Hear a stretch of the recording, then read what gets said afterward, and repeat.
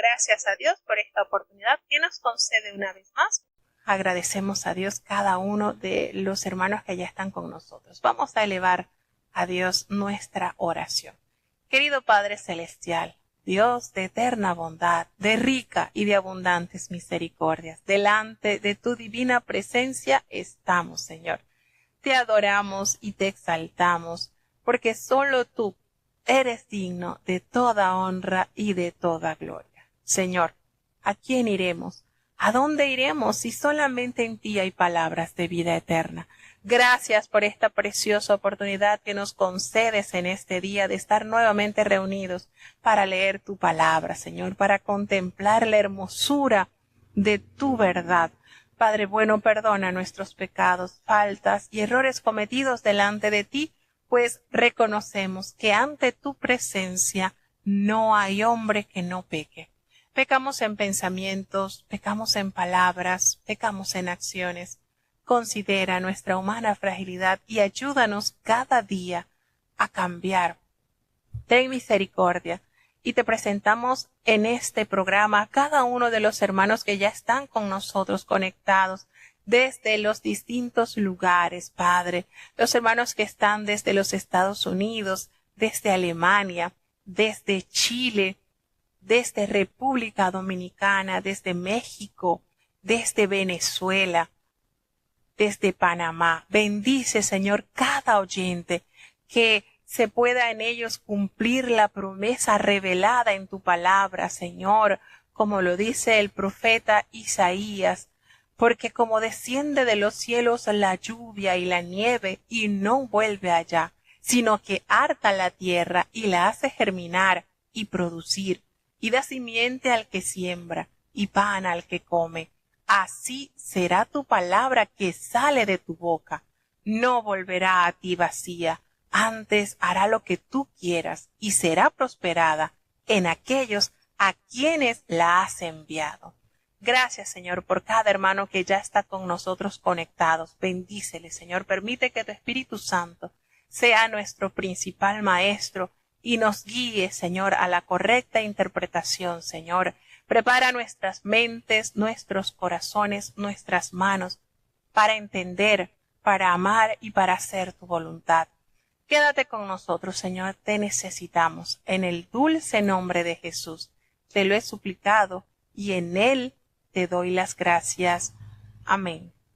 Bueno, vamos entonces a emprender nuestro viaje a través de las Sagradas Escrituras y vamos a leer los capítulos de Primera de Corintios, capítulo 14, 15 y 16. Para hoy entonces estaríamos cerrando con la carta a los Corintios. Prestemos atención y escuchemos la lectura.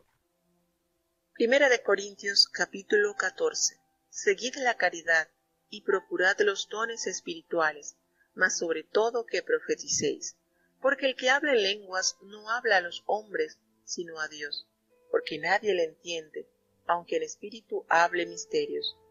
Mas el que profetiza habla a los hombres para edificación y exhortación y consolación. El que habla lengua extraña a sí mismo se edifica, mas el que profetiza edifica a la iglesia. Así que quisiera que todos vosotros hablaseis lenguas, empero más que profetizaseis, porque mayor es el que profetiza que el que habla lenguas, si también no interpretare, para que la iglesia tome edificación. Ahora pues, hermanos, si yo fuere a vosotros hablando lenguas, ¿qué os aprovechará si no os hablare, o con revelación, o con ciencia, o con profecía, o con doctrina? Ciertamente las cosas inanimadas que hacen sonidos, como la flauta o la vihuela, si no dieren distinción de voces, ¿cómo se sabrá lo que se tañe con la flauta o con la vihuela? Y si la trompeta diere sonido incierto, ¿quién se apercibirá a la batalla? Así también vosotros, si por la lengua no diereis palabra bien significante, ¿cómo se entenderá lo que se dice? Porque hablaréis al aire. Tantos géneros de voces, por ejemplo, hay en el mundo, y nada hay mudo. Mas si yo ignorare el valor de la voz, seré bárbaro al que habla, y el que habla será bárbaro para mí. Así también vosotros, pues que anheláis espirituales dones, procurad ser excelentes para la edificación de la iglesia, por lo cual el que habla lengua extraña pida que la interprete. Porque si yo orase en lengua desconocida, mi espíritu ora, mas mi entendimiento es sin fruto. ¿Qué pues? ¿Oraré con el espíritu? Mas oraré también con entendimiento. Cantaré con el espíritu, mas cantaré también con entendimiento. Porque si bendijeres con el espíritu, el que ocupa el lugar de un mero particular, ¿cómo dirá amén a tu acción de gracias? Pues no sabe lo que has dicho, porque tú, a la verdad, bien haces gracias, mas el otro no es edificado. Doy gracias a Dios que hablo lenguas más que todos vosotros, pero en la iglesia más quiero hablar 5 palabras con mi sentido, para que enseñe también a los otros que 10,000 palabras en lengua desconocida. Hermanos, no seáis niños en el sentido, sino sed niños en la malicia, empero perfectos en el sentido. En la ley está escrito: en otras lenguas y en otros labios hablaré a este pueblo, y ni aun así me oirán, dice el Señor. Así que las lenguas por señal son, no a los fieles, sino a los infieles, mas la profecía no a los infieles, sino a los fieles. De manera que, si toda la iglesia se juntare en uno, y todos hablan lenguas, y entran indoctos o infieles, ¿no dirán que estáis locos? Mas si todos profetizan, y entra algún infiel o indocto, de todos es convencido, de todos es juzgado.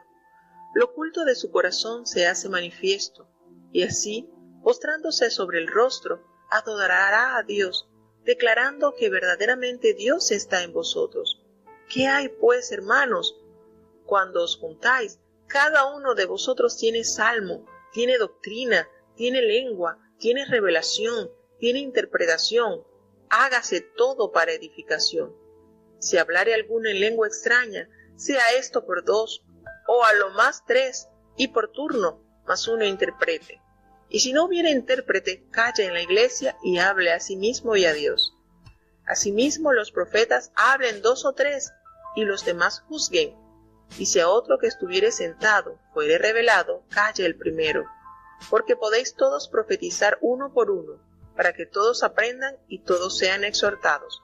Y los espíritus de los que profetizaren, sujétense a los profetas, porque Dios no es Dios de disensión, sino de paz, como en todas las iglesias de los santos.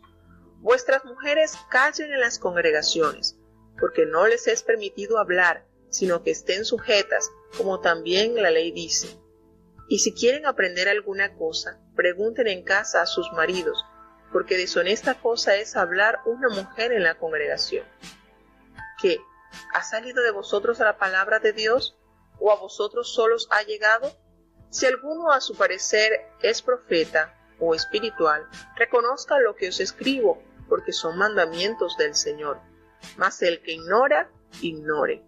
Así que, hermanos, procurad profetizar, y no impidáis el hablar lenguas, empero hágase todo decentemente y con orden. Bueno, tenemos la lectura del capítulo 14, y en este capítulo notamos la manera en que el apóstol Pablo da orientaciones para ejercer los dones de profecía y lenguas, y los compara también con el gran beneficio de ejercerlos tanto en público como en privado, y fija las reglas de su empleo, de qué manera se han de usar, y ofrece una exhortación también sobre el buen uso de los dones de los cuales Dios dota a su iglesia. Hace referencia entonces y dice, miren, ni el amor ni los dones vienen automáticamente, no, ni pueden considerarse tampoco algo como relacionado con la pasividad o la indiferencia.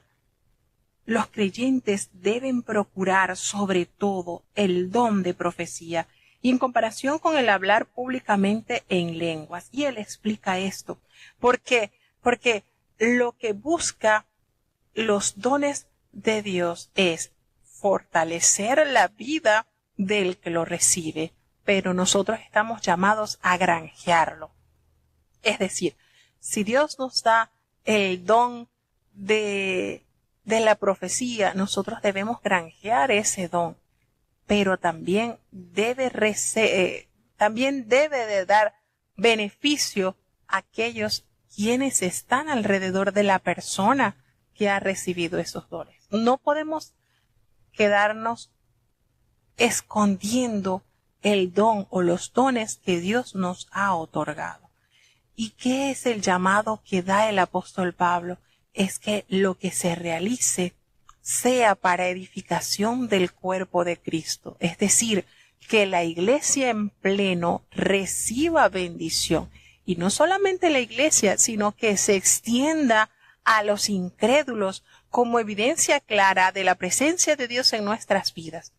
Y cómo el apóstol Pablo va detallando experiencias que se pueden presentar dentro del culto o dentro del pueblo de Dios y cómo pueden beneficiar o escandalizar a aquellos que se acercan para conocer de Dios por medio de las actividades de la iglesia. Entonces, los creyentes deben procurar tener los mejores dones, los dijo el apóstol Pablo, y las lenguas son especialmente para edificación personal. Hace esa aclaratoria el apóstol, porque el que habla en lenguas no habla a los hombres, sino a Dios, y nadie le entiende, aunque a través del Espíritu habla misterio. Y fíjense cómo el apóstol organizando de una manera clara para el buen funcionamiento de su pueblo. Es sencillamente para edificación de aquel que habla en lengua y no para aquellos que estén escuchando, porque le es palabra desconocida. Así que, como decía, ¿cómo pueden dar ellos gracias, acción de gracia a lo que estás pronunciando si no lo entienden, no saben lo que estamos diciendo? Entonces, precisamente depende de la compañía del don de profecía para ser ejercitadas en público. El don de profecía, el don de la palabra, en esta se edifica tanto el que está con este don como aquellos que están en su entorno. Dice, sí, se permite las lenguas, sí se permite, pero en comparación a los beneficios que concede la profecía, al hablar en lengua, el apóstol Pablo se inclina por las profecías porque recibes edificación tú y los que te están escuchando. Entonces, el que habla en lengua extraña, a sí mismo se edifica, pero el que profetiza, ¿a quién edifica? A toda la iglesia. Así que quisiera que todos ustedes hablasen en lengua, claro, porque eso les fortalece a ustedes, pero más que ustedes tengan este don de la palabra, el tener el conocimiento y el poder comunicar las verdades que el Señor ha revelado por medio de su Espíritu Santo, porque expresa, mayor es el que profetiza que el que habla en lenguas. Entonces, la afirmación de Pablo establece claramente que el propósito primario de las lenguas como don del Espíritu es la devoción privada. Y es un mandato divino y no humano que sean interpretadas para que los oyentes puedan entender. Las lenguas deben servir para la oración y la alabanza personal dirigidas enteramente a Dios. Y de ahí que pueden asumir una forma de expresión estrictamente espiritual, ya que su destinatario no es el ser humano, es Dios. Y Dios, por supuesto, como creador de todas las lenguas, entiende lo que el mismo Espíritu da al hablar. Y fíjense cómo él va explicando la manera en que se debe usar los dones que el Señor ha derramado a su iglesia. Ahora dice él, bueno, si yo voy a ustedes, fíjense cómo él va expresando, si yo voy a ustedes hablando en lengua, ¿en qué les va a aprovechar a ustedes que yo les hable en lengua? ¿En qué? ¿En qué van a ser ustedes beneficiados? ¿Qué les va a producir a ustedes que yo les dé un discurso hablando lenguas? ¿En qué les va a beneficiar? Pero ¿qué sucede cuando es expresada la profecía, la doctrina? Y miren cómo él va diciendo. ¿Por qué? Porque es que hay cosas inanimadas que producen sonidos, así como la flauta o la cítara. Si no dieron distinción de voces, entonces ¿cómo van a saber lo que toca la flauta, lo que toca estos instrumentos? Y si la trompeta diera un sonido incierto, ¿quién se va a preparar para la batalla? Y así expresa, fíjense la manera. Así también ustedes, si por la lengua no diereis palabras bien comprensibles, entonces ¿cómo se entenderá lo que ustedes dicen? Es como que si ustedes estuviesen hablando al aire. Hay tantas variedades de idioma y seguramente estamos conscientes de que todas estas lenguas tienen su significado. Pero si yo ignoro ese significado, esas palabras, vengo a ser como un extranjero que no va a entender nada de lo que se me está comunicando. Así también ustedes que anhelen esos dones espirituales, procuren abundar en ellos, procuren buscar esos dones en los cuales la iglesia sea grandemente edificada. Por eso les dice, el que habla en lengua extraña, bueno, pide en oración la interpretación para poder discernir qué es lo que el Espíritu está comunicando. Pero fíjense que el apóstol Pablo no está censurando, no, que no se hable en lengua. No, ese es un don de Dios. Y de verdad hemos conocido muchos hermanos que tienen esa facilidad. Cuando estamos en un culto de oración, cuando estamos en un culto en espera de la promesa del Espíritu Santo, pues notamos eso. Eso se desborda en esa persona y es característica porque eso es de Dios. Pero en realidad, ¿quién recibe edificación? El hermano que está hablando, el hermano que está conectado directamente con Dios. Pero los que estamos alrededor, que desconocemos lo que se está expresando, no somos edificados. No somos edificados. Y entonces él dice, mire, si yo oro en lengua desconocida, es mi espíritu el que ora, pero mi entendimiento realmente queda sin fruto. Entonces, ¿qué? Voy a orar con el espíritu, sí, necesito orar con el espíritu, pero también tengo que orar con el entendimiento. Voy a cantar con el espíritu, sí, pero también necesitamos cantar con el entendimiento. Entonces, Pablo revela el lugar que ocupan las lenguas en su propia vida de oración. Y orar en lenguas es orar en el espíritu en lugar de orar con el intelecto. Y lo mismo sucede con los cánticos de alabanza. Para Pablo, orar y cantar, tanto en lengua como en el lenguaje cotidiano, formaban parte integral y regular de la oración y la alabanza. Y no se sugiere nada que tenga que ver con manifestaciones de histeria, emocionalismos o ningún tipo de anormalidad, de escándalo, de cosas, no. Ahora, lo que él está procurando y está enseñándonos es el Espíritu bendice, sí, el Espíritu ocupa un lugar especial, pero ¿qué sucede con lo que las personas que nos están oyendo? ¿Van a poder expresar un amén a esa acción de gracia que tú estás diciendo? Es que no sabe lo que has dicho. Entonces, ¿cómo podrá decir un amén? ¿Cómo podrá expresar una aprobación a lo que estás manifestando? Porque tú a la verdad te estás dando gracias, pero el otro que está a tu alrededor no está siendo edificado. Y el apóstol de una manera modesta expresa, miren, yo doy gracias a Dios que hablo en lengua más que todos ustedes. Pero ¿saben qué? En la iglesia yo prefiero hablar 5 palabras con mi entendimiento para enseñar también a otros que 10,000 palabras en lenguas desconocidas. Entonces, para el apóstol Pablo, la edificación a otros hermanos constituía siempre un requisito indispensable para el uso público de las lenguas y al mismo tiempo indica que no se pretende censurar a las personas que hablan en lenguas. No, no es esto, sino que todo tiene su específico momento.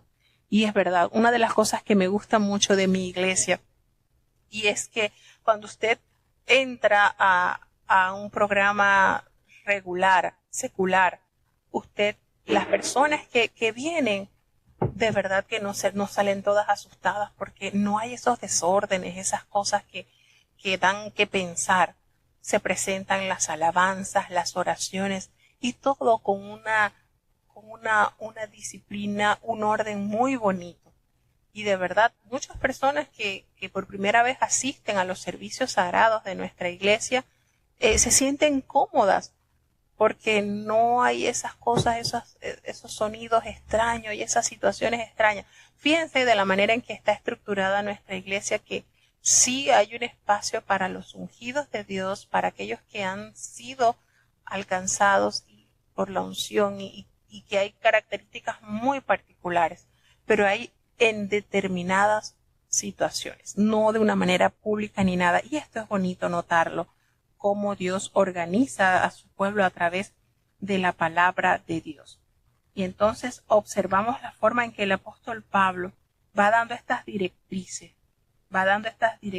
para que todas las actividades colectivas que se realicen en la iglesia beneficie también a los creyentes, aquellos que están comenzando, si se quiere, aquellos que están empezando a acercarse a la iglesia, no salgan iguales o peores que como entraron, sino que reciban edificación. Y por eso el apóstol Pablo insta a que el pueblo de Dios procure alcanzar, buscar ese don de la profecía, ese don de...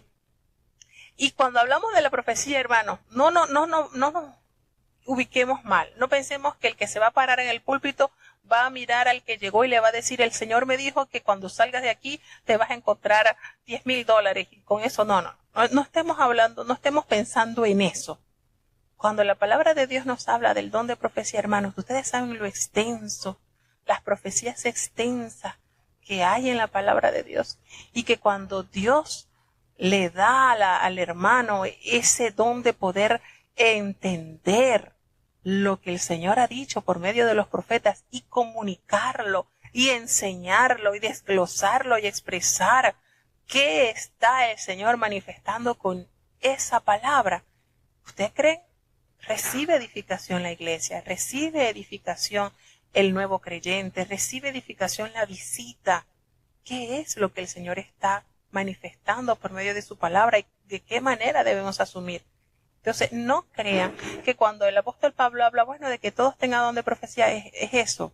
Que cada persona que esté en el púlpito hablando diga: el Señor me dijo que tendrás un hijo mañana, o que vas... No es eso. No lo veamos de esa manera tan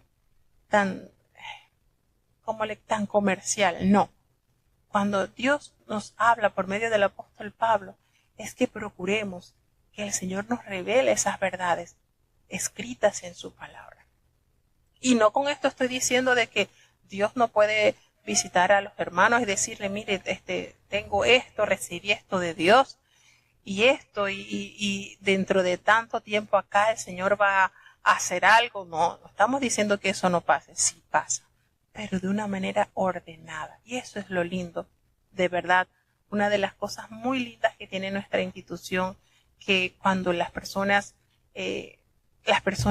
tienen esa particularidad de en los programas desenvolverse con dulzura de Dios, no esos desórdenes, no esas cosas que asustan más bien a las personas que asisten a los cultos. Y son detalles que Dios imparte a su pueblo para el buen desenvolvimiento.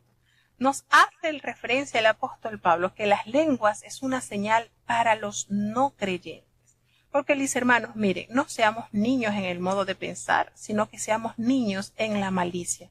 Pero seamos sensatos en el modo de pensar. Porque en la ley está escrito: en otras lenguas y con otros labios hablaré a este pueblo, y ni aún así me oirá. Y esto lo toma como referencia el apóstol Pablo del profeta Isaías. Entonces, en un aspecto, el uso que el apóstol Pablo le da a este versículo del profeta Isaías llama la atención sobre cómo las ásperas y desconocidas lenguas de los extranjeros invasores constituyen una señal del juicio divino sobre Israel en los días del profeta y una advertencia que los judíos despreciaron y rechazaron completamente, y quizás notaba como las lenguas en la iglesia de Corinto parecían estar causando el mismo efecto de endurecer a los creyentes presentes, y quienes podrían preguntarse si no estaban todos locos, que es una reacción similar a lo que sucedió en el Pentecostés. Y las profecías, sin embargo, es una señal que anuncia a los creyentes que Dios está en medio de ellos y hace que los incrédulos busquen arrepentirse. Y desde un segundo punto de vista, también puede que Pablo haya tenido un doble propósito en la mente, porque este pasaje de Isaías también se refiere a otros aspectos del posible valor de las lenguas, que la gente recibe un descanso o algo refrescante. Y el ejercicio privado de las lenguas, por supuesto, indudablemente incluiría eso. Entonces, las lenguas son por señal no a los creyentes, sino a los incrédulos, pero la profecía no a los incrédulos, sino a los creyentes. ¿Se nota esta aclaratoria que está expresando el apóstol Pablo? Si toda la iglesia se reúne en un solo lugar y todos hablan allí en lenguas y entra una persona indocta, una persona que no conoce nada de Dios, o un incrédulo, ¿qué es lo que van a decir? ¿Están locos? Todos están locos.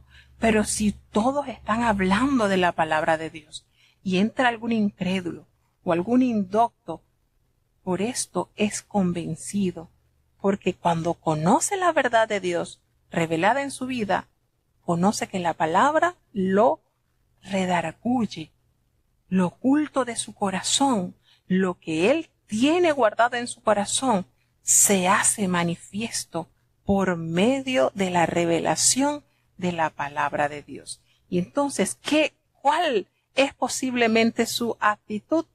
Postrado sobre su rostro, adorará a Dios y declarará que verdaderamente Dios está en medio de su pueblo. ¿Por qué? Porque le estará Dios revelando las verdades ocultas de su corazón, que solamente Dios puede conocer. Hermanos, y esto es una verdad. ¿Cuántos testimonios hemos escuchado de personas que al visitar la iglesia y por medio de una predicación se convirtieron? Y muchos los hemos escuchado decir, el hermano o la hermana que predicaba, que yo nunca lo he conocido, pareciera que me estuviese hablando todo el tema a mí, porque todo lo que estaba diciendo me caía a mí. Y eso lo convence de que verdaderamente Dios es el que está usando, pero ¿a través de qué? Del uso de la palabra. Y el apóstol Pablo, ordenando las situaciones en las cuales se debían reunir en la iglesia, le dice, miren, cuando ustedes se reúnan, cada uno de ustedes se reúnen con salmos, se reúnen con doctrinas, con lengua, con esa revelación, y tienen interpretación. Todo esto que otorga el Señor debe darse con esta verdad y con edificación. Si alguno habla en lengua extraña, miren, esto que se haga de 2 o 3, y uno por turno, y el otro interpreta. Es decir, algo privado, algo que lejos de destruir al nuevo creyente o a las personas indoctas, no altere. Esto que se haga privado. Y entonces cada uno de vosotros, y las cosas del Espíritu están dirigidas a todos los miembros del cuerpo de Cristo. No es para que se destruya o para que se escandalicen aquellos que estén buscando la dirección de Dios. Y si no hay intérprete, dice el apóstol, entonces silencio, calle la iglesia y hable para sí mismo y para Dios. Si no hay intérprete, quédese tranquilito. Así los profetas deben estar así al igual, todo en orden, porque Dios no es un Dios de confusión, sino de paz, como en todas las iglesias de los santos. Si Dios es el que capitanea su iglesia, entonces ésta está rebosante de paz, porque es una de las características, es una de las grandezas que nos revela su palabra. Y notamos acá en este versículo, cuando hace referencia de vuestras mujeres callen en las congregaciones, porque no les es permitido hablar, sino que estén sujetas también a la ley, como lo dice. Y en estos versículos son muy difíciles y están sujetos a un gran debate. ¿Por qué? Porque con esto se argumenta de que, bueno, la mujer no puede enseñar, no puede predicar, pero no nos dice detalladamente que no pueda predicar o no pueda enseñar. Nos habla de que las mujeres se queden calladas en la congregación. Ahora, ¿qué sucede? La mejor interpretación quizás no es considerar que Pablo prohíbe a las mujeres manifestar dones espirituales en el culto. Y en lugar de ello, lo que él prohíbe es que la discusión desordenada que pueda perturbar el servicio. Y también estaría posiblemente prohibido hablar en los términos en que aparece en Primera de Timoteo 2, del 11 al 15, porque hay conexión con este versículo, donde no se acepta que las mujeres se conviertan en autoridades doctrinales independientes, es decir, que sean apostólicas. Hay una cosa que hay que entender también. Hay varias instituciones donde le es concedido a la mujer realizar actos matrimoniales, bautizar, realizar actos, todo esto. Sin embargo, esto no se percibe en la iglesia primitiva, que hayan habido mujeres que realizaran estos actos. No lo hemos encontrado. Y bueno, volvemos y decimos, no aparece en la Biblia. Nuestra iglesia, como es una iglesia dirigida por el Espíritu de Dios y ordenada, y realmente bastante ajustada a las verdades reveladas en la palabra de Dios, esto no lo tiene por ejercicio, de que una mujer vaya y presente a un niño a Dios en oración. Estamos hablando de presentar lo que se conoce como la presentación de los niños, que se realizan a los 40 días de haber nacido el niño, pues se presentan a Dios, y una vez que ya tenga la edad necesaria en la que el niño decida, o sus padres, instruidos por sus padres, dé el paso para ser parte del cuerpo de Cristo, ser miembro, se ha tomado entonces esa presentación. Es decir, como que esa presentación llegará hasta que el niño a determinada edad entonces ya sea parte del cuerpo de Cristo, así lo tiene estipulado el manual de nuestra iglesia. Entonces, estas actividades que están reservadas a los hombres, nuestra iglesia no las tiene para las mujeres. Y yo recuerdo, bueno, nosotros visitamos varias casas en estudio bíblico, y una de las señoras me decía, hay una iglesia, y me dice el nombre, que ahí las mujeres bautizan, las mujeres casan, y eso no es bíblico, ¿verdad? Me dice ella. No, bueno, la palabra de Dios no nos hace referencia de que alguna mujer haya tenido ese rol. De hecho, ni siquiera del rol de apostolado, de que sea enviada. Así que no está por encima de los hombres. Recordemos que la mujer fue hecha por causa del hombre. Es decir, la mujer es el complemento del hombre. Ahora, hay otras opiniones consideran pues que el apóstol Pablo toma esto en las cartas de los Corintios y la dirige, pues que incluye a algo más extenso, pero aquí no nos detalla. Y no nos dice si solamente vamos a decir, no, es que no deben ni predicar ni enseñar. Es que la palabra no nos dice predicar o enseñar. Nos habla de callar. Así que bueno, habría que irse a la raíz del griego a ver qué nos encierra ese verbo para poder entenderlo un poquito más amplio.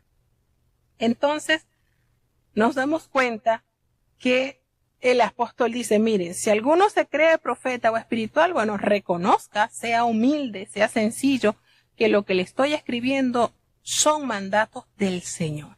No es capricho del apostolado de Pablo, no. Esto, si alguien se cree humilde, sencillo, si alguien se cree espiritual, reconozca que esto es mandamiento del Señor. Pero bueno, el que quiere ignorar, pues que ignore. Así que hermanos, procuren profetizar y no impidan el hablar en lengua, pero todo en su espacio, porque todo, fíjense la claridad, todo se debe hacer en orden, decentemente y en orden. Y qué bonito es esto, de verdad, qué bonito, y yo doy gracias a Dios porque una de las maneras muy lindas que tiene nuestra iglesia en la parte de adoración, en los programas, es bonito, es en orden, exaltando a Dios, y es lindo porque cuando hay una persona que llega, nosotros en la iglesia no le estamos, bautícese, entrégase al Señor, no, nosotros dejamos que sea el Espíritu de Dios quien obre en el corazón, en la mente de esa persona para que entienda que tiene un alma muy valiosa, que tiene un alma muy hermosa que debe procurar reservar para Dios, que Dios quiere salvarlo, que Dios quiere hacer algo especial en la vida de esas personas que están buscando cómo acercarse y vivir enteramente para Dios. Primera de Corintios capítulo 15. Además os declaro, hermanos, el evangelio que os he predicado, el cual también recibisteis, en el cual también perseveráis, por el cual asimismo si retenéis la palabra que os he predicado sois salvos, si no creísteis en vano. Porque primeramente os he enseñado lo que asimismo recibí, que Cristo fue muerto por nuestros pecados conforme a las Escrituras, y que fue sepultado, y que resucitó al tercer día, conforme a las Escrituras, y que apareció a Cefas, y después a los 12. Después apareció a más de 500 hermanos juntos, de los cuales muchos viven aún y otros son muertos. Después apareció a Jacobo, después a todos los apóstoles, y el postrero de todos, como a un abortivo, me apareció a mí. Porque yo soy el más pequeño de los apóstoles, que no soy digno de ser llamado apóstol, porque perseguí la iglesia de Dios. Empero por la gracia de Dios soy lo que soy, y su gracia no ha sido en vano para conmigo. Antes he trabajado más que todos ellos, pero no yo, sino la gracia de Dios que fue conmigo. Porque o sea yo o sean ellos, así predicamos y así habéis creído. Y si Cristo es predicado que resucitó de los muertos, ¿cómo dicen algunos entre vosotros que no hay resurrección de muertos? Porque si no hay resurrección de muertos, Cristo tampoco resucitó. Y si Cristo no resucitó, vana es entonces nuestra predicación, vana es también nuestra fe. Y aún somos hallados falsos testigos de Dios, porque hemos testificado de Dios que Él haya levantado a Cristo, al cual no levantó, si en verdad los muertos no resucitan. Porque si los muertos no resucitan, tampoco Cristo resucitó. Y si Cristo no resucitó, vuestra fe es vana, aún estáis en vuestros pecados. Entonces también los que durmieron en Cristo son perdidos. Si en esta vida solamente esperamos en Cristo, los más miserables somos de todos los hombres. Mas ahora Cristo ha resucitado de los muertos, primicias de los que durmieron es hecho. Porque por cuanto la muerte entró por un hombre, también por un hombre la resurrección de los muertos. Porque así como en Adán todos mueren, así también en Cristo todos seremos vivificados. Mas cada uno en su orden, Cristo las primicias, luego los que son de Cristo, en su venida. Luego el fin, cuando entregare el reino a Dios y al Padre, cuando habrá quitado todo imperio y toda potencia y potestad, porque es menester que Él reine hasta poner a todos sus enemigos debajo de sus pies, y el postrer enemigo que será deshecho será la muerte. Porque todas las cosas sujetó debajo de sus pies, y cuando dice todas las cosas son sujetadas a Él, claro está exceptuando aquel que sujetó a Él todas las cosas. Mas luego que todas las cosas le fueren sujetas, entonces también el mismo Hijo se sujetará al que le sujetó a Él todas las cosas, para que Dios sea todas las cosas en todos. De otro modo, ¿qué harán los que se bautizan por los muertos, si en ninguna manera los muertos resucitan? Porque pues se bautizan por los muertos. ¿Y por qué nosotros peligramos a toda hora? Sí, por la gloria que en orden a vosotros tengo en Cristo Jesús, Señor nuestro. Cada día muero. Si como hombre batallé en Éfeso contra las bestias, ¿qué me aprovecha? Si los muertos no resucitan, comamos y bebamos, que mañana moriremos. No erréis, las malas conversaciones corrompen las buenas costumbres. Velad debidamente y no pequéis, porque algunos no conocen a Dios, para vergüenza vuestra hablo. Mas dirá alguno, ¿cómo resucitarán los muertos? ¿Con qué cuerpo vendrán? Necio, lo que tú siembras no se vivifica, sino muriere antes. Y lo que siembras, no siembras el cuerpo que ha de salir, sino el grano desnudo, acaso de trigo o de otro grano. Mas Dios le da el cuerpo como quiso, y a cada simiente su propio cuerpo. Toda carne no es la misma carne, mas una carne ciertamente es la de los hombres, y otra carne la de los animales, y otra la de los peces, y otra la de las aves. Y cuerpos hay celestiales y cuerpos terrestres, mas ciertamente una es la gloria de los celestiales, y otra la de los terrestres. Otra es la gloria del sol, y otra la gloria de la luna, y otra la gloria de las estrellas, porque una estrella es diferente de otra en gloria. Así también es la resurrección de los muertos. Se siembra en corrupción, se levantarán en incorrupción.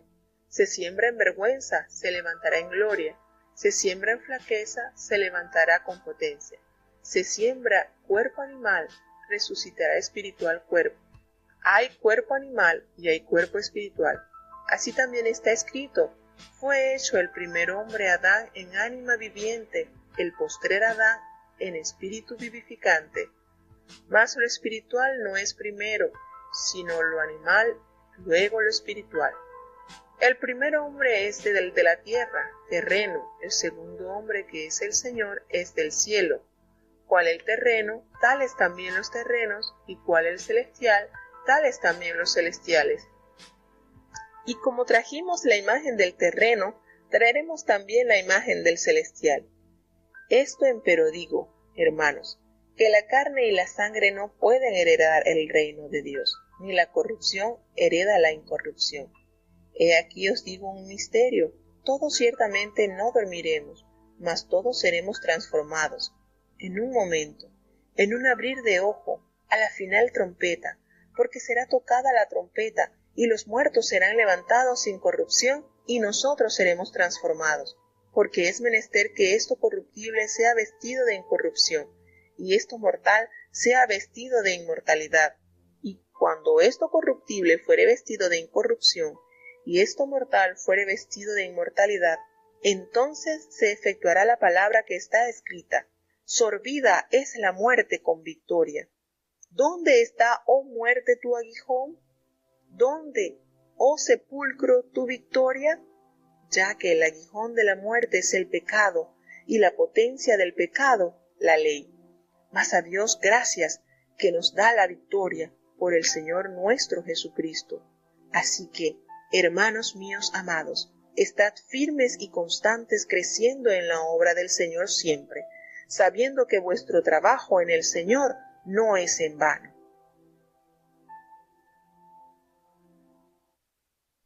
Realmente, cuánto bien nos hace, nos inyecta la palabra de Dios ese ánimo, esa necesidad de ser constantes, de estar fervientes en la obra de Dios. Cuántas cosas lindas nos da la palabra y realmente necesitamos estar siempre constantemente en la palabra de Dios, estar leyendo, recordando, porque precisamente la palabra de Dios es como su carta de amor hacia sus hijos. Es tanto lo que nosotros podemos recibir de su palabra, hermanos, aliento en momentos difíciles, consuelo en momentos tristes, recordando que si tenemos gozo, no es del mundo, ese gozo nos los concede Dios. Y por medio de las Escrituras, hermanos, Dios nos provee esa fuerza. Por eso bien Jesucristo lo recordó, no solo de pan vivirá el hombre. Y es cierto, nosotros tenemos ciertos días sin comer y nos descompensamos totalmente, no solo físicamente, sino en la personalidad, todo altera. Pero hermanos, cuando nosotros nos alimentamos diariamente con su palabra, hay algo tan lindo que Dios nos suple a través de sus verdades reveladas. Es lindo, de verdad. En lo particular, hermanos, qué gozo se siente ser parte del pueblo escogido de Dios. Que a tus oídos haya llegado esta invitación a morar con Él y que tú no hayas rechazado esta invitación, sino que así como aquel hombre al entender el plan redentor de Cristo, le expresó a su tutor: he aquí agua, ¿qué impide que yo sea bautizado? Entiendo que tengo que dar ese fruto de arrepentimiento y tantas cosas lindas de verdad que uno consigue y fuera de Dios, hermanos, fuera de Dios no hay vida, no hay vida, sencillamente Él es la vida misma. Y el apóstol Pablo, cuando aquí le transmite a los corintios esa verdad, yo soy llamado apóstol y no merecía serlo porque es que yo perseguía a su iglesia. Miren cuánto tiempo le tocó a él comprender que la persecución no era contra estos hombres que estaban predicando a su Dios muerto y después resucitado, sino a la iglesia que él dejó fundada para extender la verdad gloriosa de su plan. Yo no merecía. Qué declaraciones tan lindas el apóstol Pablo nos declara en este capítulo. Es deleitoso leer su palabra y ahondar un poquito más en las verdades que nos revela su santa y bendita palabra. Fíjense que la resurrección de Cristo se manifiesta y la detalla el apóstol Pablo de una manera ejemplar. Y esa realidad de la fe que encendido en nuestros corazones y constante alcanza salvación. Mire, él les expresa, hermanos, el evangelio que yo les he predicado, que ustedes han recibido, en el cual ustedes perseveran. Qué hermoso, ¿verdad? Por el cual ustedes mismos han retenido esa palabra que les he predicado. Por eso, por esa constancia, ustedes son salvos. No han creído en vano. No hemos puesto nuestra fe en algo pasajero. ¿Por qué él hacía referencia a la resurrección? Porque los griegos se burlaban de la idea de la resurrección del cuerpo. Recordemos lo que nos detalla en el libro de los Hechos, capítulo 17, versículo 32. ¿Qué nos dice? Y nosotros conectamos con lo que nos dice su palabra. Pablo, como acostumbraba, fue a ellos y por 3 días de reposo discutía con ellos allí y le hace referencia que cuando él entra él está en Atenas, allí donde está la crema innata de la sociedad, y él comienza a debatir con estos hombres doctos de las filosofías. Recordemos que la cuna de la filosofía precisamente está entre los conocidos griegos. Y él cuando empieza a debatirles y les empieza a hablar de Cristo, que ha sido muerto, pero al tercer día resucitó, ellos le dicen, miren, cuando ellos escucharon lo de la resurrección de los muertos, unos se burlaban y otros decían, ya te vamos a oír acerca de esto, pero ese era el sentido de la cultura griega. Y por eso el apóstol Pablo debate sobre ese punto y les aclara a los corintios. Ellos, los griegos sencillamente pensaban que el cuerpo constituía una cárcel del alma inmortal. Y de ahí que pasa a ascender al bien. Y el alma tenía que escapar del cuerpo. Y Pablo presenta la resurrección como una nueva forma de vida, prevista en el eterno plan redentor de Dios, junto a la destrucción de todos los poderes malignos. Y muestra, por supuesto, la importancia de la resurrección al relacionarla con Jesucristo y a los cristianos. Y define la naturaleza del cuerpo resucitado. Y revela cómo tendrá lugar la resurrección. Fíjense que esto para los griegos era una locura. Eso de la resurrección, no, eso no tenía en ellos capacidad de entendimiento. Y el evangelio es más que el perdón de los pecados, hermanos. El evangelio nos incluye la resurrección de Cristo y la subsecuente renovación de todo lo creado por Dios. Pero eso sí, solo la fe que persevera es la fe que salva, y es lo importante. El que perseverare hasta el fin, dijo Jesucristo, ese será salvo. No dice el que casi que persevere, el que esté a puntito de... No, el que perseverare hasta el fin, ese que persevere, tiene la palabra de Jesús como confirmación de que será salvo. La perseverancia es sumamente esencial, indispensable. Entonces, nos hace referencia, el Evangelio es la revelación histórica de Dios en Cristo. Así de sencillo. Y es un acontecimiento real que tuvo lugar con la crucifixión y la resurrección de Jesús, presenciada por testigos confiables. Y el Evangelio no es especulación ni teoría, es un hecho real que puede ser informado. Cuando Él dice, mire, porque primeramente se les ha enseñado a ustedes lo que yo recibí, que Cristo murió por nuestros pecados, así como lo revela la Escritura. ¿Y cuántas profecías fueron consumadas con la vida de Jesucristo? Vida, obra y resurrección, vida, obra, muerte y resurrección de Cristo. Él fue sepultado, sí, pero Él resucitó al tercer día, conforme a las Escrituras. Y aparte, apareció a Cefas y a los 12, así como nos revelan los evangelios. Recordemos que en el Evangelio de San Lucas, Él nos detalla este encuentro que tuvo Cristo con estos 2 discípulos que iban camino a Emaús. Y después de esto, fíjense lo que nos añade un poquito más el apóstol. Él apareció a más de 500 hermanos a la vez, de los cuales muchos están vivos y otros ya duermen en la esperanza de la resurrección. También le apareció a Jacobo, a todos los apóstoles y al último de todos, ese como un abortivo, ese fui yo. Y Pablo confiesa su indignidad personal como antiguo perseguidor de los cristianos, como un abortivo. Es una forma gráfica a través de la cual el apóstol Pablo se describe a sí mismo como alguien insignificante, sin vida propia. Y en los días del llamamiento apostólico, la conversión de un judío devoto como Pablo sería algo inexplicable si Cristo no se le hubiese aparecido.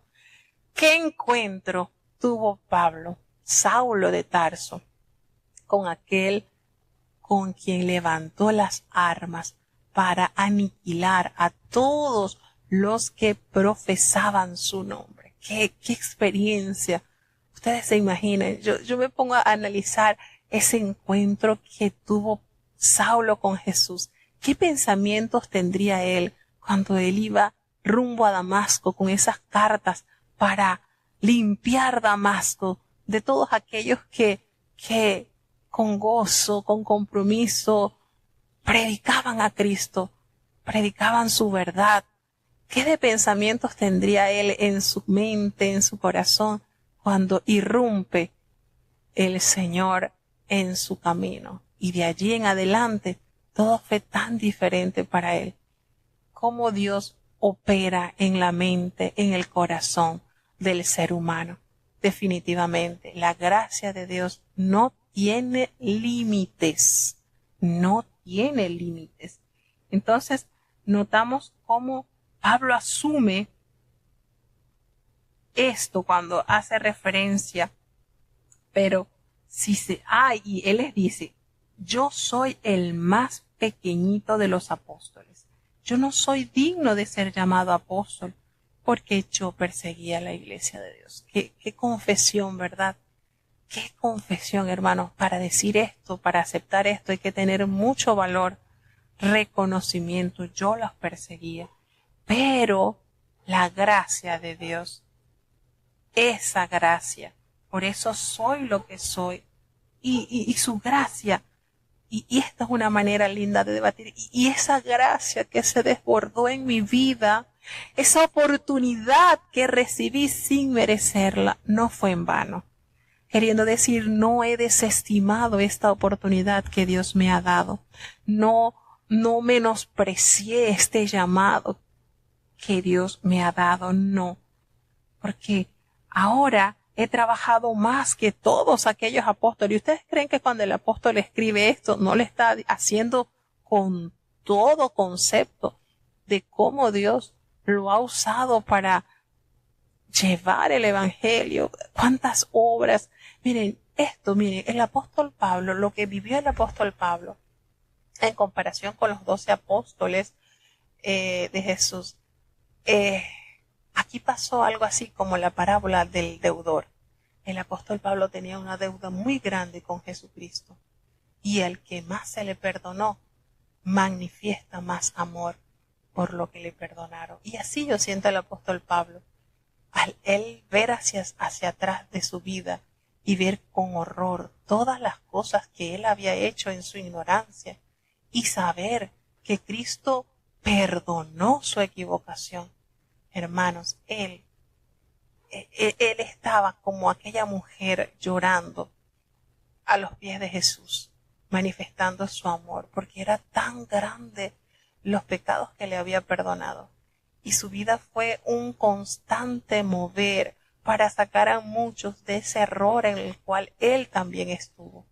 Y esto lo podemos ver en la vida de este gran siervo de Dios. De qué manera él se entregó por completo a agradecer a Dios esta oportunidad. Y por eso él le refiere a los corintios, mire, esa gracia que he recibido no ha sido en vano, porque he trabajado mucho más que todos los apóstoles, pero ya va, no soy yo. Ese trabajo no es humano, sino que es la gracia de Dios que está conmigo y me asiste y me permite llevar esto glorioso que he recibido. Porque o sea yo, o sean ellos, nosotros predicamos y ustedes han creído a esta predicación. Pero si se predica que Cristo resucitó de los muertos, entonces ¿cómo dicen algunos entre ustedes que no hay resurrección de los muertos? Haciendo salvedad, ¿cómo pueden tener la duda de esto? Volvemos y caemos en consideración. Los griegos para ellos no entendían esto. Esto era locura. Esto era inadecuado, la resurrección. Y entonces el apóstol Pablo les va expresando hipotéticamente la falsa premisa de que Cristo no había resucitado para mostrar las profundas implicaciones del cuento. El cristianismo depende, hermano, completamente de la real resurrección del cuerpo de Cristo.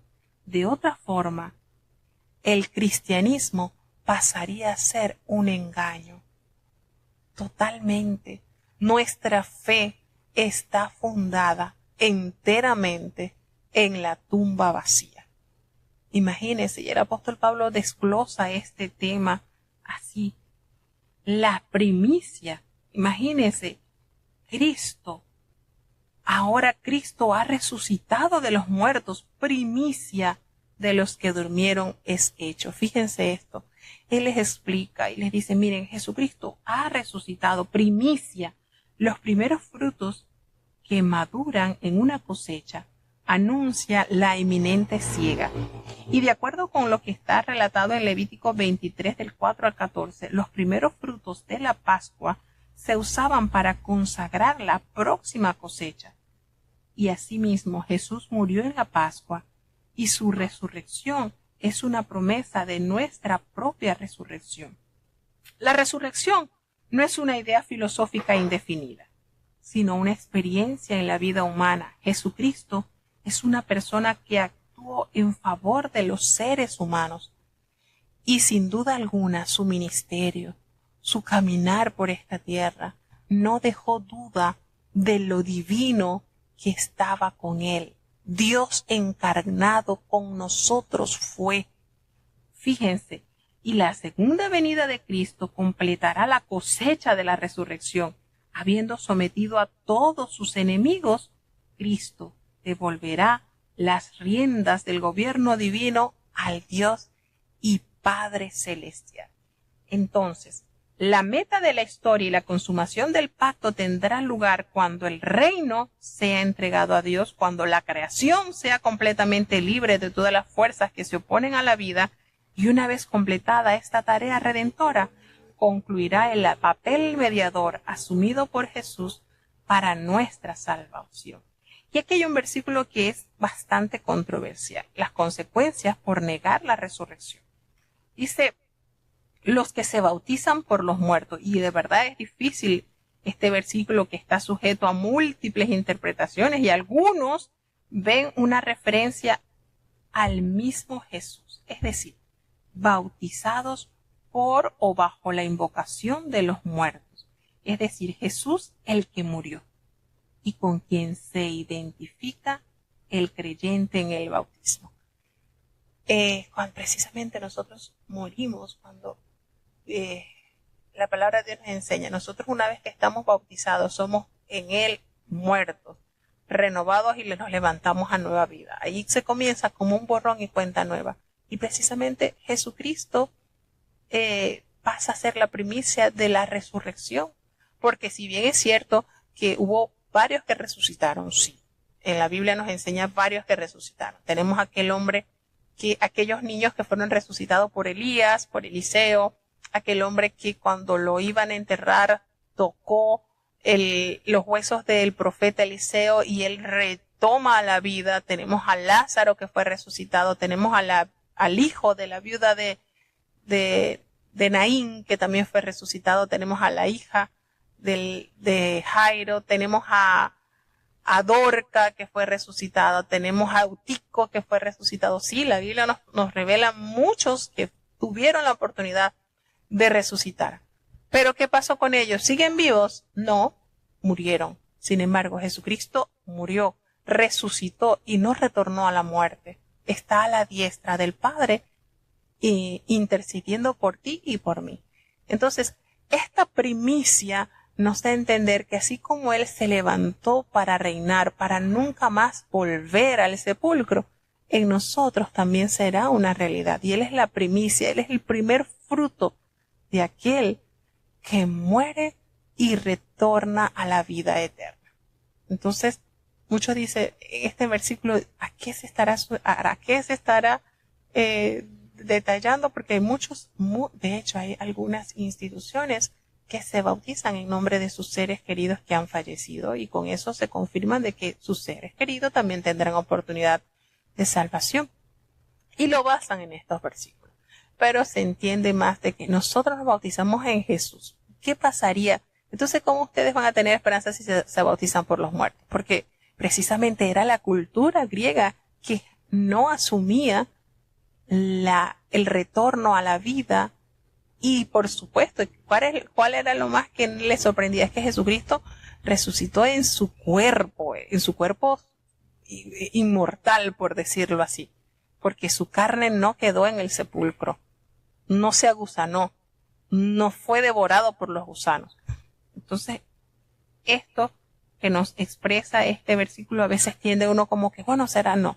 Nosotros, el apóstol Pablo dice, entonces ustedes se bautizan por los muertos, haciéndose referencia a Jesús que está muerto, según la cultura de los griegos, no es que él murió, y de hecho los judíos, recordamos lo que nos detalla el Evangelio de San Mateo, la nación como tal asumió que los discípulos de Jesús tomaron su cuerpo, lo robaron y dijeron, ha resucitado de los muertos. Y hasta ahora eso es lo que cree la nación. Por eso ellos consideran a Jesús como un gran profeta, mas no como el Hijo de Dios. Entonces nos damos cuenta que cada día el apóstol Pablo dice, no erréis, las malas conversaciones corrompen las buenas costumbres. Wow, una verdad grandísima. Y también hace referencia de esto, que el apóstol Pablo batalló gran manera en Éfeso contra fieras. ¿Qué me aprovecha si los muertos no resucitan? Comamos y bebamos porque mañana moriremos, como lo expresan, ¿verdad? en el Antiguo Testamento esta expresión. Bueno, si no hay vida en Cristo, bueno, comamos y vivamos que igualito vamos a morir, nadie va. Pero no, el apóstol Pablo dice cuidado, cuidado, porque estas malas conversaciones, estos temas inapropiados pueden corromper tu fe en la resurrección. Si no hay resurrección, ¿por qué no abandonar la vida de sacrificio por otra de placeres? Si no hay resurrección, entonces comamos y bebamos. ¿Para qué vamos a andar? Fíjense cómo el apóstol Pablo toma este tema para hacer entrar en razón las falsas doctrinas que querían contaminar la fe de los corintios. Velad debidamente y no pequéis, porque algunos que no conocen a Dios, para vergüenza suya se los digo. Y entonces Pablo cita a Menandro, que es un escritor ateniense del siglo III, para mostrar que nuestras vidas son influidas por lo que creemos y por las personas con quienes nos asociamos. Mucho cuidado con eso. Las malas conversaciones, hermano, mucho cuidado. El 80% de la información que recibimos por los oídos hace estrago con nosotros. Por eso debemos de tener mucha precaución. Pero digo a algunos, ¿cómo resucitará entonces de los muertos? El principio de vida o muerte existía desde los inicios de la creación, y la semilla debe morir para que surja la nueva vida bajo la forma de un fruto o una espiga. Como la semilla, nuestro actual cuerpo físico contiene potencialmente el cuerpo de resurrección que ha de salir, por supuesto. Ya existe una infinita variedad de cuerpos adaptados a la vida en diferentes medios, en la tierra, en el mar, en el aire y en el cielo. ¿Y es tan increíble entonces un cuerpo resucitado? El cuerpo de la resurrección no estará sujeto a la muerte. Será bello, será perfecto, tendrá capacidades ilimitadas, desconocidas en este mundo, y estará adaptado para la vida en el reino espiritual. Y un cuerpo espiritual no es un cuerpo inmaterial, sino uno adaptado a las realidades de la era por venir. Y el cuerpo resucitado será nuestro verdadero cuerpo transformado, porque aquello que se siembra es lo que se resucitará. Y en otras palabras, nuestros cuerpos resucitados serán como el de Cristo. Como un espíritu vivificante, el Cristo resucitado es el origen de la nueva creación, así como Adán lo fue para la de la vieja creación. Aunque no sabemos a ciencia cierta cómo es la naturaleza del cuerpo espiritual, el cuerpo resucitado de Cristo revela algo sobre qué tipo de cuerpo tendrán los creyentes resucitados. Durante los 40 días de apariciones posteriores a la resurrección, Jesús parecía ser un hombre común y todavía exhibía las huellas de los clavos, ingería alimentos, aunque también podía atravesar a voluntad puertas herméticamente cerradas. Tenía dominio completo sobre la naturaleza, como se evidenció en el episodio de los peces. Así que notamos cómo el apóstol Pablo toma todo esto para motivar a la fe de que sí, de que lo que nosotros ahorita vemos es una sombra de lo porvenir. Sí vendrá esa vida incorruptible. Y Dios le dejó saber a Pablo que los muertos serán levantados gracias a una instantánea transformación. A la final trompeta, la trompeta se usaba para congregar el pueblo de Dios, recordemos, y en las ceremonias de la coronación de los reyes de Israel. Nos damos cuenta entonces que el poder del pecado, que es la ley que buena en sí misma, fue dada a causa de la debilidad y el pecado de la gente, y cuando las exigencias morales de la ley se enfrentan a la pecadora naturaleza humana, activan el pecado. Y en un lugar de traer salvación, acarrean condenación. Sin embargo, la resurrección de Cristo conduce a la victoria sobre el pecado, la ley y la muerte. Y nos detalla la manera de culminar, ya que ese aguijón de la muerte es el pecado y el poder del pecado es la ley. Pero ¿saben qué? Gracias sean dadas a Dios, que nos ha dado la victoria. ¿Por quién? Por medio de Jesucristo. Así que, hermanos míos amados, es la más hermosa de estos consejos del versículo. Estad firmes y constantes.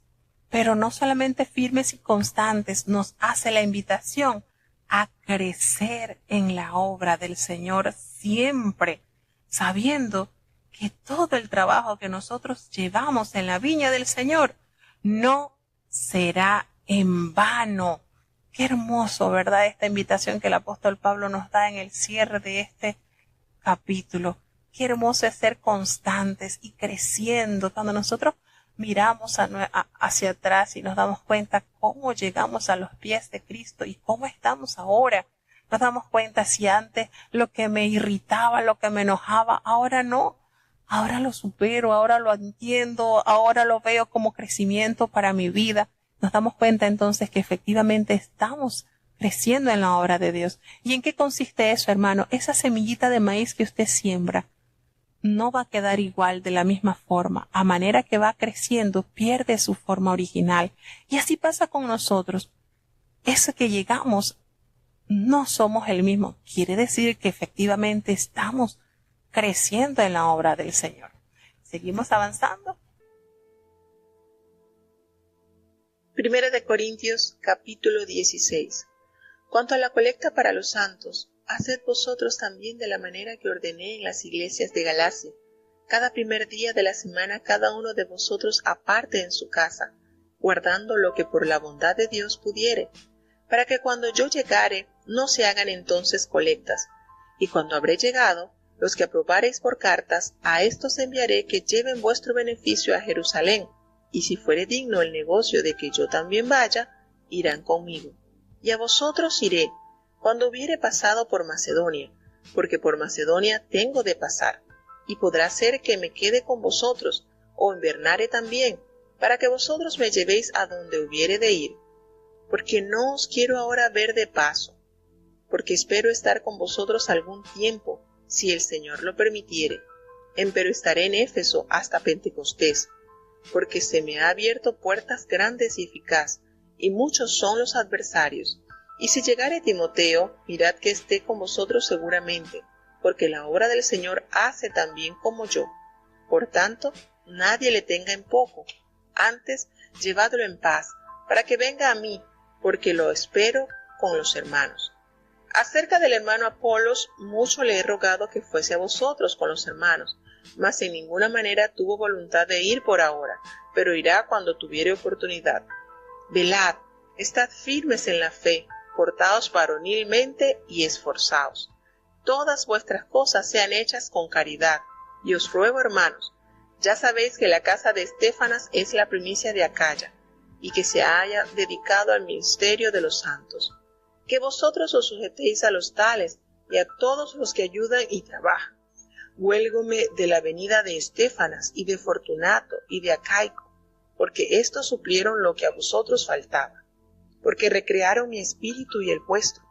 Reconoced pues a los tales. Las iglesias de Asia os saludan mucho en el Señor, Aquila y Priscila, con la iglesia que está en su casa.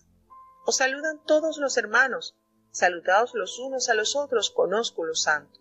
La salutación de mí, Pablo, de mi mano. El que no amare al Señor Jesucristo sea anatema. Maranata. La gracia del Señor Jesucristo sea con vosotros. Mi amor en Cristo Jesús sea con todos vosotros. Amén. Bueno, y de esta manera el apóstol Pablo cierra su carta apostólica enviada a los Corintios. Notamos entonces que en estas son consideraciones más bien ordinarias y salpicadas de la vitalidad espiritual, pues Pablo se ocupa de aspectos relacionados con las ofrendas y se refiere al hermano Apolos también y menciona acontecimientos y personalidades que tienen que ver con el futuro de los creyentes allí en la iglesia en Corinto. Y de acuerdo con Romanos 15, los cristianos gentiles tenían una deuda de amor con los judíos por compartir sus bendiciones espirituales. Y sin duda, pues Pablo aspiraba a salvar esa brecha entre ambos. Y la ofrenda debía ser sistemática, individual, proporcional y cuidadosamente administrada. Entonces Pablo aquí revela también que el temor a sus planes de visitar Corinto a causa del éxito de su ministerio que estaba viviendo en Éfeso, porque primero que él quería viajar por Macedonia para fortalecer la obra allí, y debido a que deseaba permanecer algún tiempo más prolongado en Corinto y no estar por ellos así de paso como entrar por salida, ni realizar una simple visita, sino que él quería estar, compartir una larga estadía con sus hermanos en Corinto. Entonces, aquí nos hace referencia que Pablo había enviado a Timoteo, ya había enviado a Timoteo en una misión a Corinto, y Timoteo le informó de ella más tarde cuando se encontraron en Macedonia, antes de que el apóstol Pablo escribiera la segunda epístola a los Corintios. Hace referencia sobre Apolo también, que es ministro en Corinto después que Pablo estableció allí la iglesia y se opuso terminantemente a regresar, quizás por la disensión faccional de lo que hizo parecer como rival de Pablo, o quizás porque en ese momento estaba muy ocupado. No lo revela el apóstol Pablo las causas por las cuales Apolos no pudo asistir. Y la situación no resuelta de Corinto podía causar estragos sin vigilancia, sin coraje y sin temor. Por eso les decía estas exhortaciones finales: estad firmes en la fe, portaos varonilmente y esforzaos. ¿Por qué estos consejos necesarios? Todas vuestras cosas sean hechas con amor. Y recordemos que él precisamente expresó en esta carta el más excelso camino, el amor. Y bueno, le dice: hermanos, ya ustedes saben que la familia de Estéfana es la primicia de Acaya.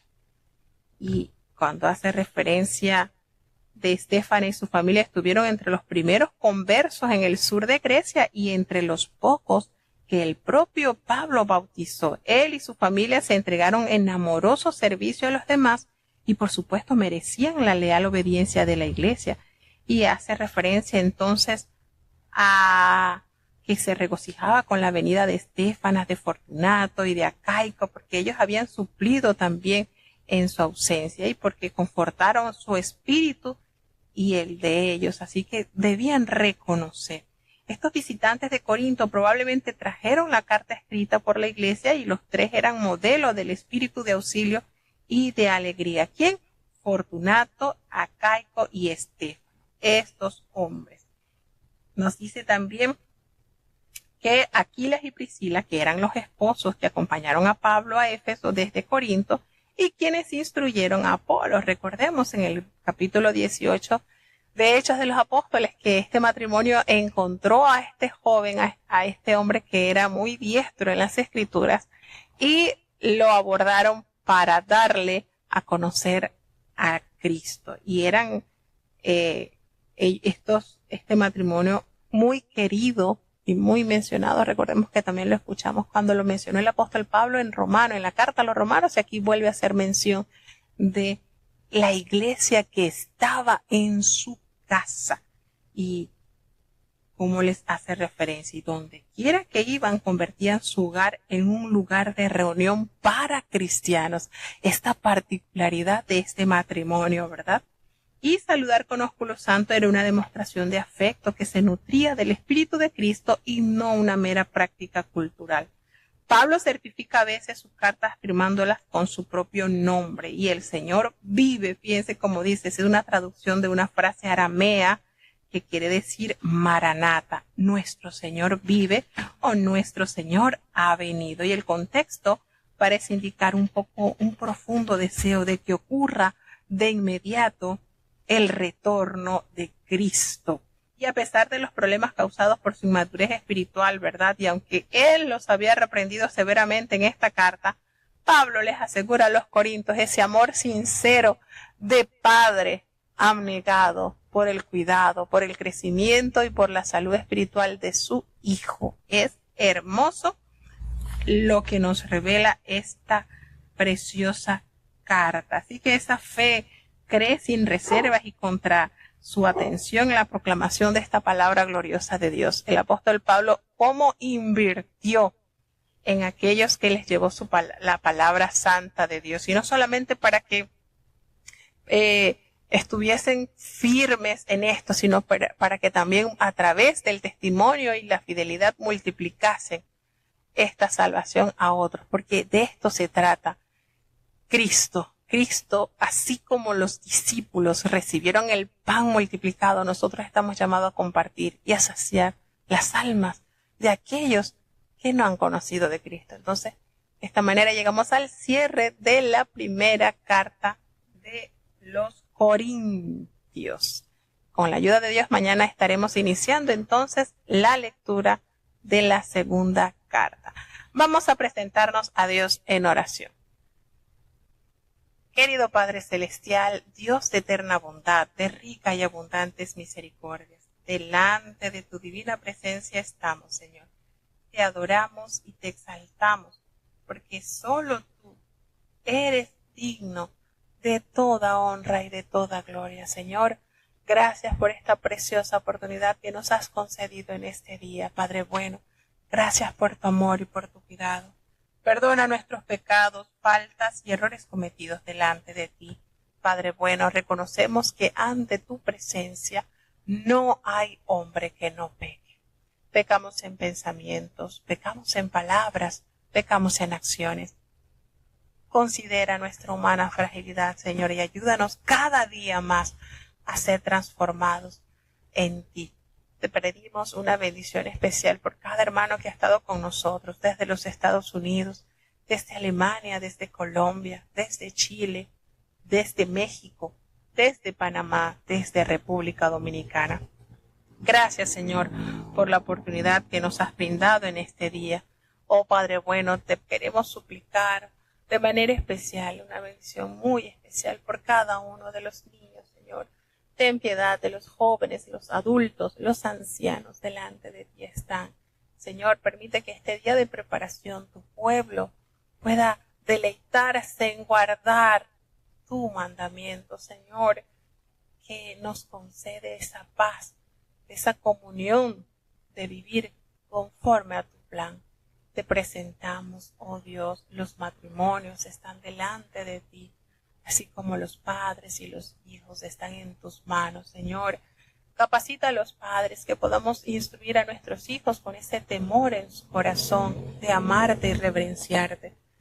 Los hijos que puedan ser hijos dóciles, obedientes, Señor, que ellos puedan entender que nadie los ama más que tú y que tú has designado a sus padres para sacar de ellos ese hombre, esa mujer de fe, para que puedan servirte en la hermosura de tu santidad, Señor. Ten compasión por amor a tu nombre de los enfermos, Padre. Tú conoces la lista por los cuales estamos orando, Señor, pues nada hay oculto ante ti. Señor, te presentamos la salud del apóstol Cecilio García. Sigue haciendo la obra, Señor. Ten compasión por amor de tu nombre, Padre bueno.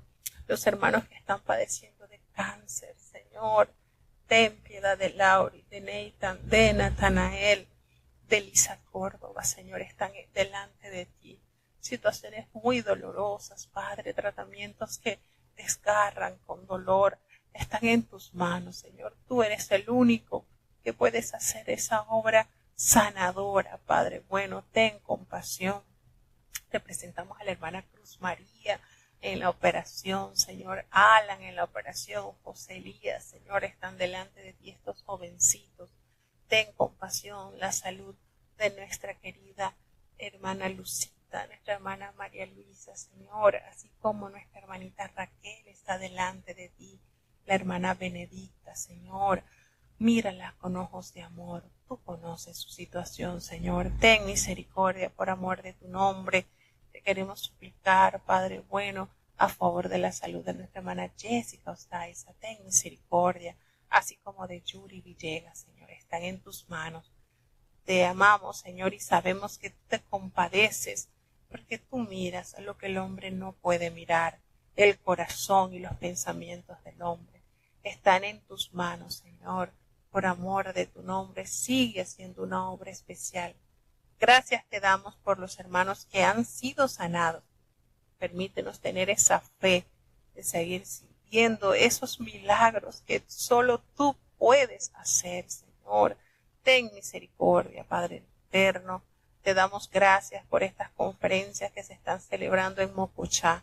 Sabemos que tu Espíritu Santo se está moviendo de una manera especial, orando por los enfermos, Señor, sanando, restaurando, renovando, Señor. Gloria sea tu nombre, porque en medio de un mundo tan turbulento, tu pueblo sigue viendo tu gloria, Señor. Te amamos porque tú eres bueno, Señor. Grande eres tú, Señor. Gracias, Señor. Seguimos suplicando por la paz en Israel, por la paz en Panamá. Ten compasión, Señor. Ayúdanos. Ten misericordia, Padre bueno. Ayúdanos a mantenernos siempre firmes, asidos de tu mano buena. En este día, Señor, que podamos gozarnos en tu día santo. Quédate con nosotros, te necesitamos. En el dulce nombre de Jesús te lo he suplicado y en él te doy las gracias.